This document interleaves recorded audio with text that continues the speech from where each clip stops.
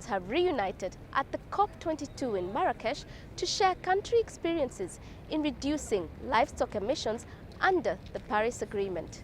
This session was intended to bring together a range of countries with different experiences and to have them share those experiences with the audience to support South-South learning and capacity building. In preparation for the Paris Agreement, countries prepared intended nationally determined contributions.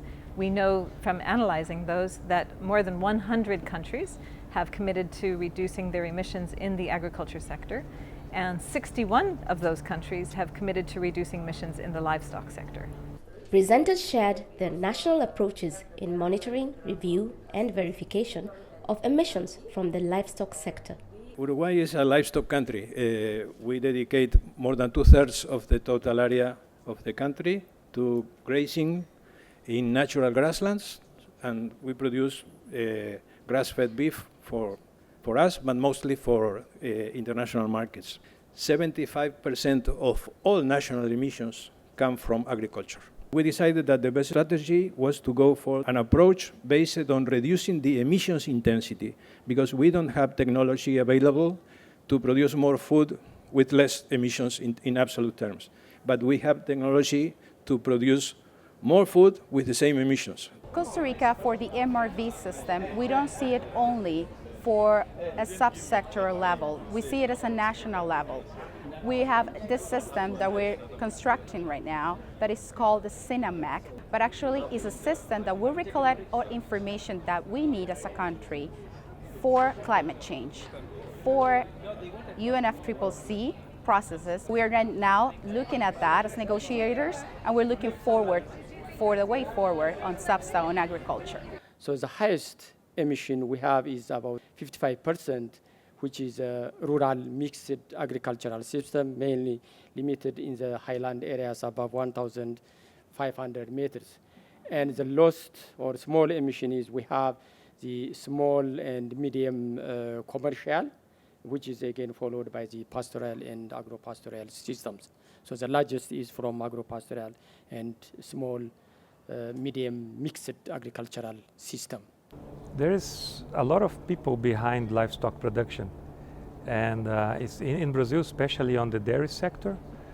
Most of the farms are family farm holders, and they produce with their own labor. We need to help them to produce more and better, because they will benefit from this better efficiency also. Robin Bai from Kenya summarized the key messages from the session. Most countries rely on agriculture as a ministry of the economy, and in this case, particularly livestock. I think you may have seen that a number of countries here are strongly depending on livestock as a source of their economy and livelihood and for food. And in order for us to achieve food security, in all these, we require to have some intervention in particularly climate change issues that are coming up with. But then more importantly is the fact that despite agriculture being so important to the most of the economies of the countries, there is the issue of emissions.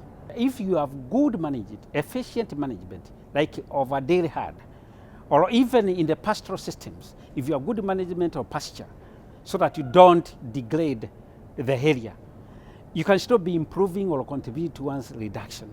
We don't mean you reduce your livestock, but you can do intensification, which leads into higher productivity in a small area, either paddocking, managing your pasture as well. The challenge with agriculture has been that it hasn't moved out of the substa space.